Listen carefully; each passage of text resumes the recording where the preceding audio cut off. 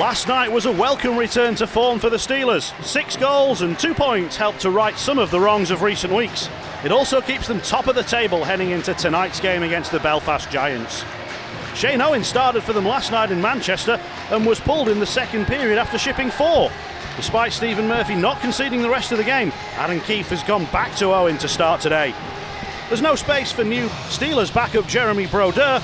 They're unchanged from yesterday. Betauer and Leaving the ones to miss out. Valorand couldn't keep hold of possession, and Rabel's got to be careful here as the puck is knocked beyond him by Farnham. Drops it back out, and the shot that came in from Reddix. It's a great block by the Steelers. Off the glass but not out. Farnham makes sure of that.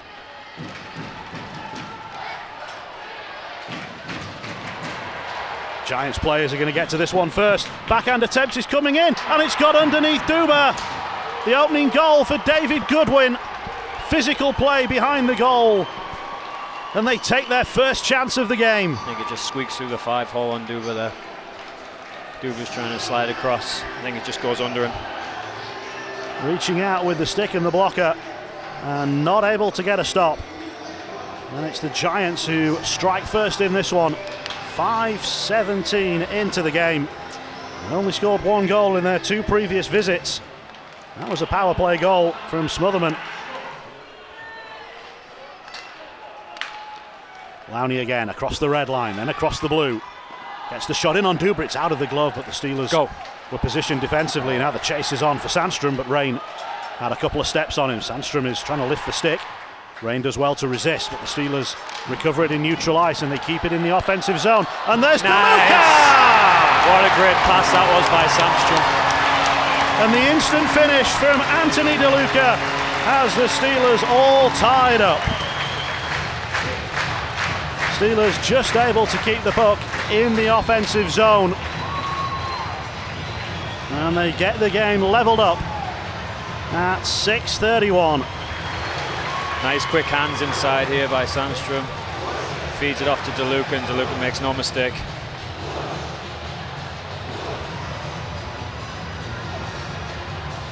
DeLuca assisted Sandstrom and Davis. And for Anthony DeLuca, it takes him to 24. Trying to get it towards Hook. And it deflects away, and the Steelers will drive forward. Here's the goal scorer, DeLuca.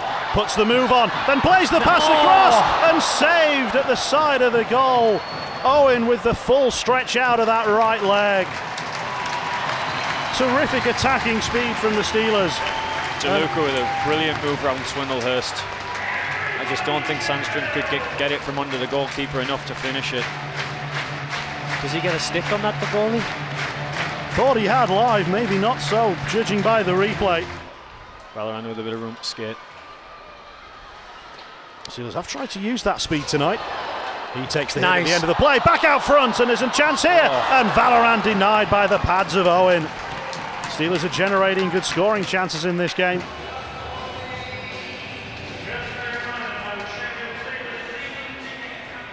It's a great play by Valley to take a hit, and really smart by Conlon to throw that right out in front in the danger area.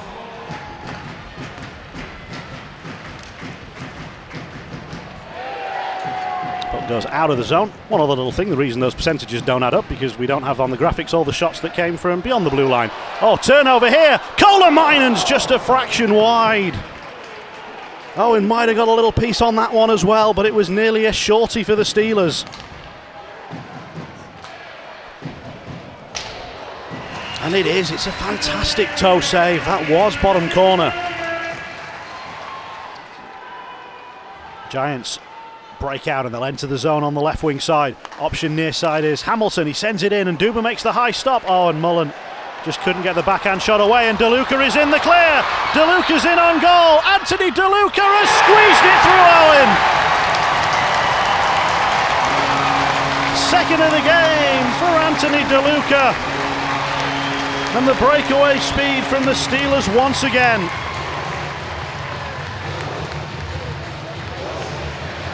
Hamilton was not able to catch up.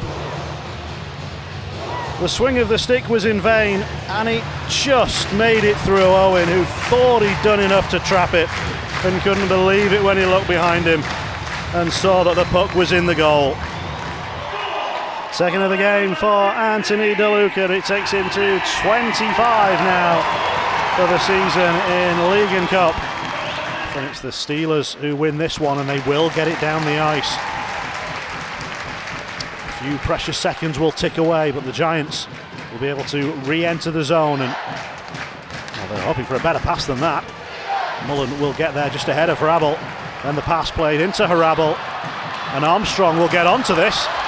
The Steelers have already scored a short-handed 3-on-5 goal this season. Armstrong! Eberle! Oh my word, it nearly happened again! And it maybe should have done. Eberle missed the target, and there was surely a little bit of space at that back post. Armstrong, so difficult to knock off the puck.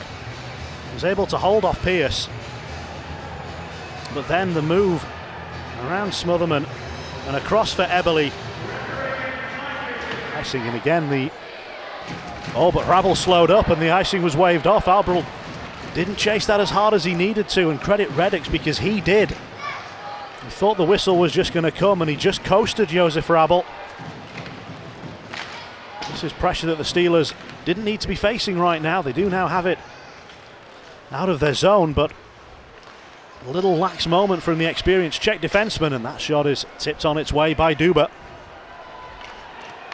Decision making of Josef Hrabal is normally so good. Here's Armstrong.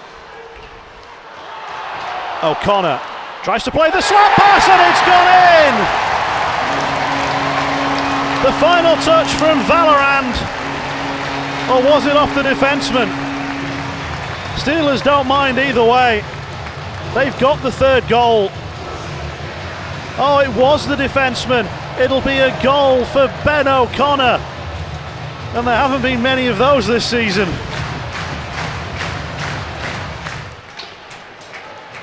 Giants dump it in and go for a change. Puck evades Valorand.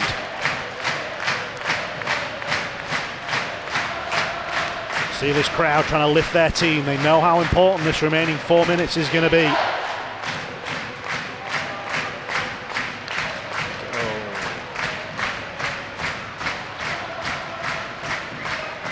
Who's going to be able to provide a moment for the Giants? Nice. Or is there going to be a break on for the Steelers? There is!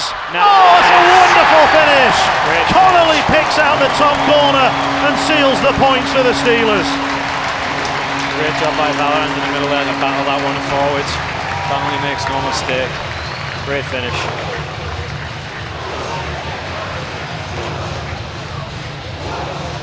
The early shot. Yeah, nice finish. High beyond the glove of Shane Owen. And a 4-1 Steelers lead. And with 3:57 remaining, that should be enough.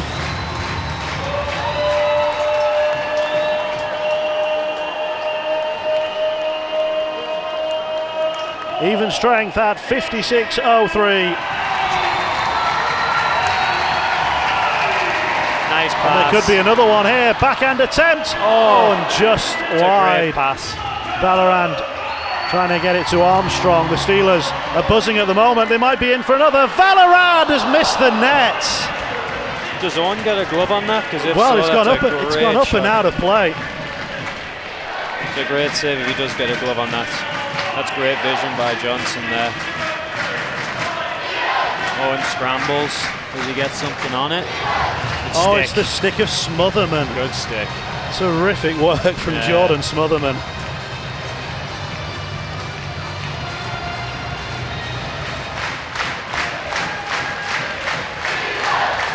A big weekend for the Sheffield Steelers against two of their title rivals, and they've taken maximum points. A terrific return to form for Aaron Fox's team, and they stay top of the Elite League. They're the first team through the 60-point barrier. They have 61. They will be top of the table, whatever happens around the league tonight.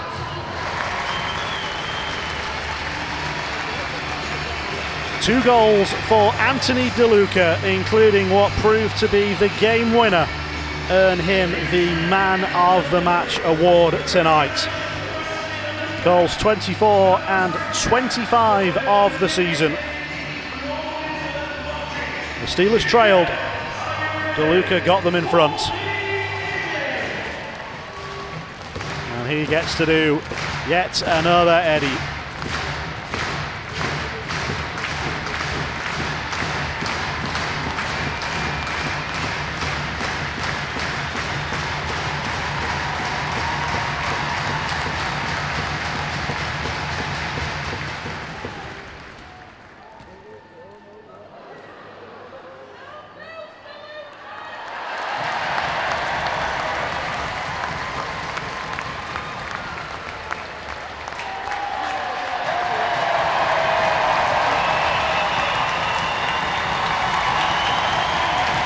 They've earned that beer. Although they are spilling it everywhere. A 4-point weekend for the Sheffield Steelers. They are still top of the table. Darren, a completely different look on your face and a completely different feel around the building to a week ago. What a great 2 days we've had.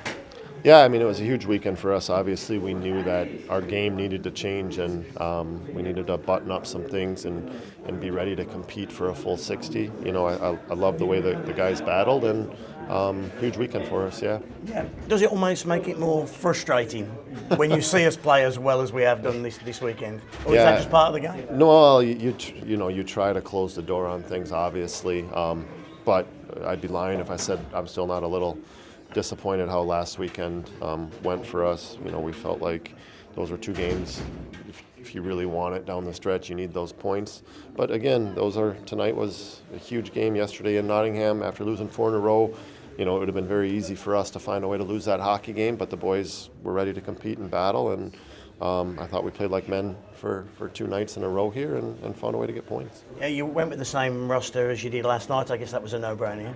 Yeah, I mean, there wasn't any injuries. Obviously, everyone's nicked up this time of year, but you know, our compete level and the way we played as a 20-man unit tonight was outstanding. Yeah, good for DeLuca to get going, and he scored 2 vital goals, didn't he? Yeah, he played really good last night too. That line was excellent all weekend. I think they had 5 all weekend, so you know, we mixed things up a little bit, and it was good to see them be rewarded. Yeah, we'll talk about it on the podcast a bit later, I'm sure, but you're thinking behind changing the lines and what you were looking to get out of them with John going, you know, on that big unit?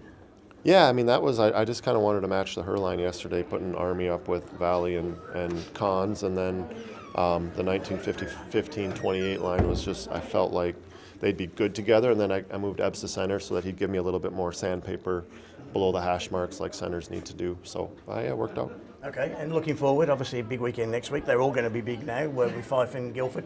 But does it help having that whole week of preparation? Yeah. That no midweek game is huge for us right now. Like, you know, we've played more games than everyone down the stretch earlier in the year, and now we get the weeks to really dig in and get what we need to out of the guys. And again, hopefully we'll be ready Saturday. There should be no reason why we're not. Adam, a disappointing end to the game for your side tonight. Just walk us through that. I thought we had a good effort tonight. I thought Sheffield scored on their chances. Obviously, giving up 2 breakaways is not ideal for us. We didn't score when we got our chances. You know, we could have used a power play goal. Obviously, I have to take responsibility for that as well. Special teams thing, it's on the coaches. It's not good enough.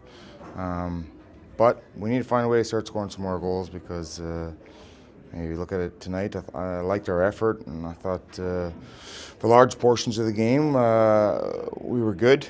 But when we got the opportunity to you know, either gain on a lead or put us back into it, we weren't able to capitalize, and then obviously giving up that 3rd and 4th goal kind of hurt us. From the stands, it looked like 2 very good teams playing very good hockey tonight. Just going into the running now for the rest of the season, is it consistency that you're looking for? We've been looking for it for that all season long. So for us, it's just we're worried about the next game now. You know, we just have to focus on one game at a time here, and then see where we end up at the end of the season. And that's the focus going forward. We have a long homestand here now. I think next 7 games. So we certainly need to make good on that and go home and right these wrongs that happened this weekend, and we'll see where we end up at the end of the year.